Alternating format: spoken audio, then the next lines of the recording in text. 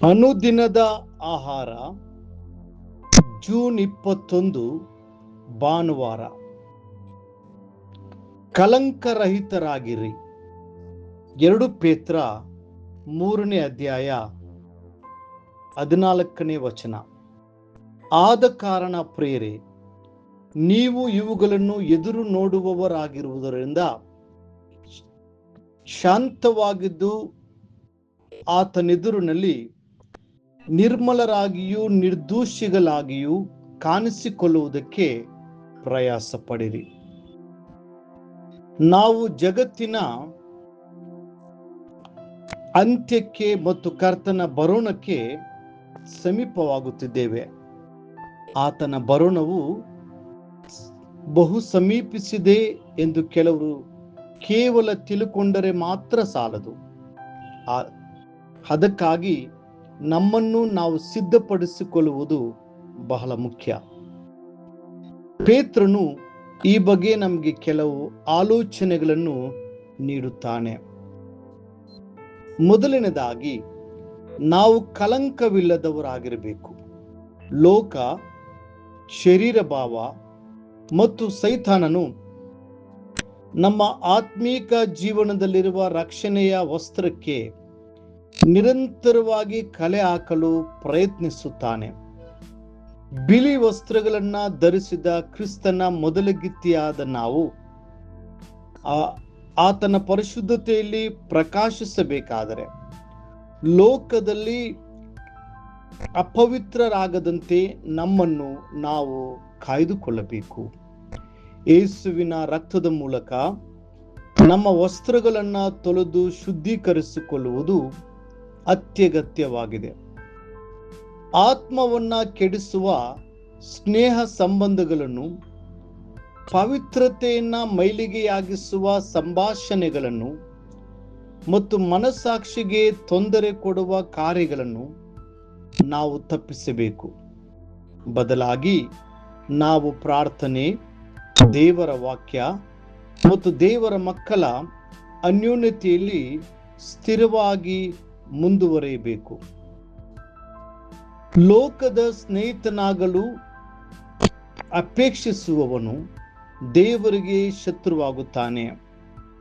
ಅದಕ್ಕಾಗಿಯೇ ಅಪೊಸ್ತಲನಾದ ಯೋಹಾನನು, ನನ್ನ ಚಿಕ್ಕ ಮಕ್ಕಳೇ, ಲೋಕವನ್ನಾಗಲಿ ಲೋಕದಲ್ಲಿರುವವುಗಳನ್ನಾಗಲಿ ಪ್ರೀತಿಸಬೇಡಿರಿ ಎಂದು ಹೇಳುತ್ತಾನೆ. ಅಷ್ಟೇ ಅಲ್ಲದೆ ನಾವು ನಿರ್ದೋಷಿಗಳಾಗಿಯೂ ಇರಬೇಕು. ದೋಷ ಅಥವಾ ತಪ್ಪು ಎಂದರೇನು? ದೇವರ ಗುಣಮಟ್ಟ ಮತ್ತು ನಿರೀಕ್ಷೆಗೆ ನಾವು ತಕ್ಕಂತೆ ಜೀವಿಸದೇ ಇರುವುದೇ ದೋಷವಾಗಿದೆ. ದೇವರ ವಾಕ್ಯಕ್ಕೆ ವಿರೋಧವಾಗಿರುವ ಪ್ರತಿಯೊಂದು ವಿಷಯವೂ ತಪ್ಪಾಗಿದೆ. ಮಕ್ಕಳು ತಮ್ಮ ಪಾಠಗಳನ್ನು ತಪ್ಪಾಗಿ ಬರೆದಾಗ ಅವರು ಅದೇ ತಪ್ಪನ್ನ ಮತ್ತೆ ಮಾಡದಂತೆ ನಾವು ಅವರನ್ನು ತಿದ್ದುತ್ತೇವೆ, ಕೆಲವೊಮ್ಮೆ ಬೆತ್ತದಿಂದಲೂ ಶಿಕ್ಷಿಸುತ್ತೇವೆ.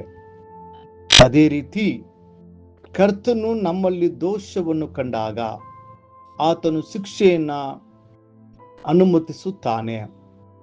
ನಮ್ಮ ಸತ್ಯವೇದವು ಹೇಳುತ್ತದೆ, ಕರ್ತನು ತಾನು ಪ್ರೀತಿಸುವವನನ್ನೇ ಶಿಕ್ಷಿಸುತ್ತಾನೆ, ತಾನು ಸೇರಿಸಿಕೊಳ್ಳುವ ಪ್ರತಿಯೊಬ್ಬ ಮಗನನ್ನು ಒಡೆಯುತ್ತಾನೆ. ನೀವು ಶಿಕ್ಷಿತರಾಗುವುದಕ್ಕಾಗಿಯೇ ನಿಮಗೆ ಶಿಕ್ಷೆಯಾಗುತ್ತದೆ ಎಂದು ತಿಳಿದು ಅದನ್ನು ಸಹಿಸಿಕೊಳ್ಳಿರಿ. ದೇವರು ನಿಮ್ಮನ್ನು ಮಕ್ಕಳೆಂದು ನಡೆಸುತ್ತಾನೆ. ತಂದೆಯಿಂದ ಶಿಕ್ಷೆ ಹೊಂದದ ಮಗನಲ್ಲಿ. ಇಬ್ರಿಯ 12ನೇ ಅಧ್ಯಾಯ 6 ಮತ್ತು 7ನೇ ವಚನ.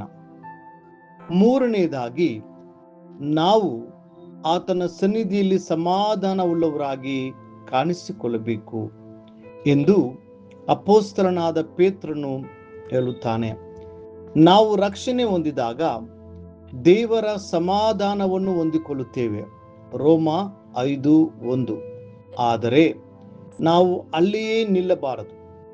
ನಮ್ಮ ಜೀವನದಲ್ಲಿ ಎಂತಹದೇ ಬಿರುಗಾಳಿಗಳು ಎದ್ದರೂ ಗಾಳಿಯು ಎಷ್ಟೇ ಬಲವಾಗಿ ಬೀಸಿದರೂ ಅಥವಾ ಆ ಸಮುದ್ರವು ಎಷ್ಟೇ ಅಲ್ಲೋಲ ಕಲ್ಲೋಲವಾದರೂ ನಾವು ಸಂಪೂರ್ಣವಾಗಿ ಕರ್ತನಲ್ಲಿ ಭರವಸೆ ಇಟ್ಟು ನಾವು ಹೊಂದಿಕೊಂಡ ಸಮಾಧಾನವನ್ನು ಕಾಯ್ದುಕೊಳ್ಳಬೇಕು.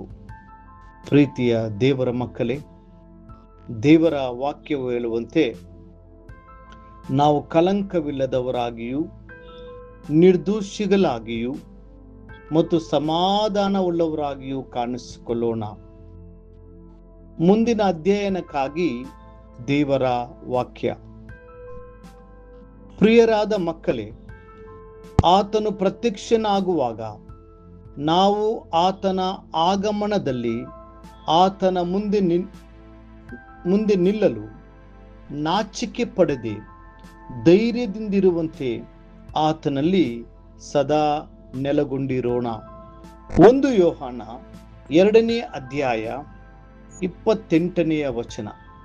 ಈ ದಿನ ಓದುವ ದೇವರ ವಾಕ್ಯ. ಮುಂಜಾನೆ ಎಸ್ತೇರಳು 3, 4, 5 ಅಧ್ಯಾಯಗಳು. ಸಂಜೆ ಅಪೊಸ್ತಲ ಕೃತ್ಯಗಳು 5ನೇ ಅಧ್ಯಾಯ 22ರಿಂದ 42 ವಚನಗಳು. ದೇವರು ನಿಮ್ಮನ್ನು ಕಾಪಾಡಲಿ.